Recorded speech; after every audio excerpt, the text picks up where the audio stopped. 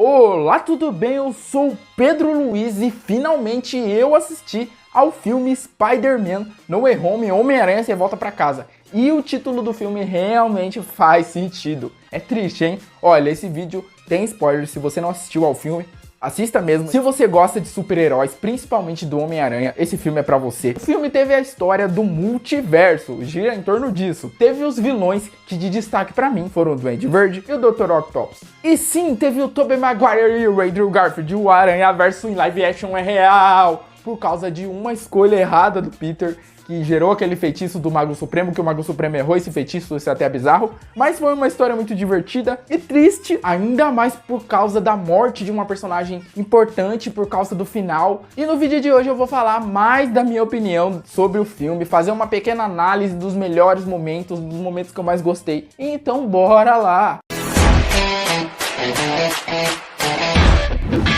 O filme tem a história voltada para as consequências de todo mundo descobrir a identidade secreta do Homem-Aranha. Isso aconteceu por causa do vilão Mistério, que antes de morrer planejou tudo e entregou a identidade secreta do Homem-Aranha e ainda fez acreditar que o Homem-Aranha era um assassino, só que na verdade é bem o contrário disso. Então Peter, a sua namorada, sua família, os seus amigos, todo mundo ali é interrogado pela polícia e eles tentam conseguir informações de todos, só que no caso só o Ned acaba revelando informações, né, que ele ajudou o Homem-Aranha nesses últimos tempos. Mas pelo jeito, a situação jurídica do Peter Parker, dos seus amigos e da sua família foi resolvida graças ao Demolidor, o Matt Murdock, o mesmo ator que fez o personagem na série da Netflix. Ele apareceu e foi muito bom, o cinema gritou nesse momento. Ainda mais que o Matt salvou o Peter de um tijolo que foi jogado nele. Ou era uma pedra, mas isso aí é por causa de alguém revoltado contra o Peter Parker, que é a favor do Mistério. Por mais que o Matt Murdock seja cego, a gente sabe que ele é o Demolidor. E a Marvel deve estar planejando alguma coisa pra ele no futuro, disso eu sei, até porque o inimigo mortal dele, que é o Rei do Crime, está na série do Gavião Arqueiro.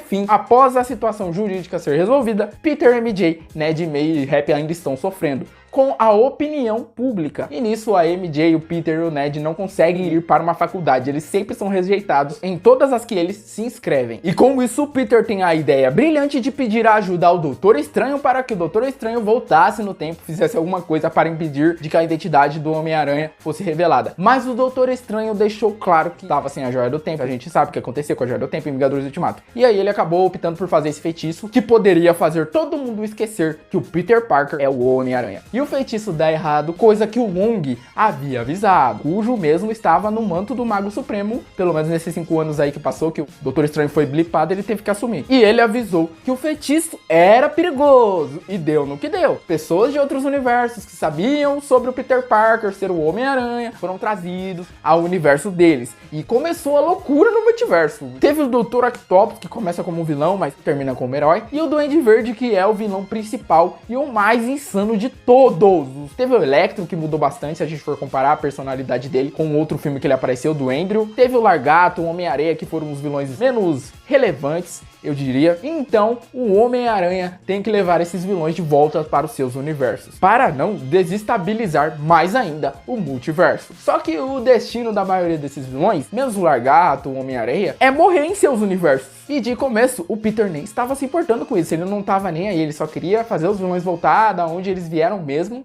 E quem disse que isso é problema meu? Assim como o Doutor Estranho. Mas a Tia May consegue fazer o Peter ajudar os vilões e tentar fazer eles voltarem para suas casas sem morrer. E essa bondade da Tia May mexe com o Peter, claro. E ele luta com o Doutor Estranho por causa disso. E a luta foi muito top. Ele conseguiu vencer o Doutor Estranho por causa que o cara é craque em geometria. Entendedores entenderam. Mas é o seguinte, não se pode confiar em vilões. Principalmente em um vilão que tem dupla personalidade. Que ele pode estar de boa em um momento, em outra hora ele está sendo um psicopata. Como o Duende Verde. E o Duende Verde literalmente mata a Tia May. E olha que ela que fez o Peter ajudar ele. Que raiva do Duende Verde, né? A morte da Tia May realmente foi muito emocionante. E ela ainda teve tempo de falar aquela frase: com grandes poderes vem grandes responsabilidades. E com grandes poderes também vem grandes responsabilidades. Nessa hora eu não sabia o que eu fazia, sério, o meu olho já tava enchendo de lágrimas. Aceita que dói menos. E o Peter se sente muito culpado por isso, né? E como ele disse, é tudo culpa minha, não dá pra salvar todo mundo. E aí que os aranhas do Tobey Maguire e do Andrew Garfield entram na história. Detalhe é que o Ned começa a tentar achar o Peter, porque o Peter está sumido, né? O Peter no caso do Tom Holland. Após a morte da May, ele foi pra um lugar que ele fica para refletir. Só que o Ned, com o negócio que ele roubou do Doutor Estranho, de acessar portais do multiverso, provavelmente, acaba encontrando outros Peter Parkers, no caso, Tobey e o Andrew. Eu só sei que nesse momento o cinema parecia um estádio de futebol. Todo mundo gritou, foi muito épico.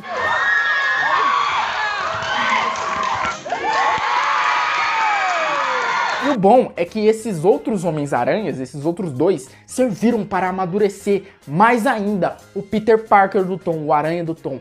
E o encontro dos três foi épico. Nossa, o coração faltou sair pela boca. Porque o Peter, depois de ter perdido a Tia May, a única coisa que ele queria saber era matar o Duende Verde. Ele queria isso. Porém, os outros dois aranhas começaram a explicar que não é bem assim. E que ele não pode deixar esse ódio consumir ele. O Andrew fala sobre a morte da Gwen, que ele se sente culpado até hoje por isso. O Tobey sobre a morte do tio Ben. E o melhor, que eles ainda falam novamente aquela clássica frase. Com grandes poderes vem grandes responsabilidades. Ela falou que com grandes poderes vem grandes responsabilidades.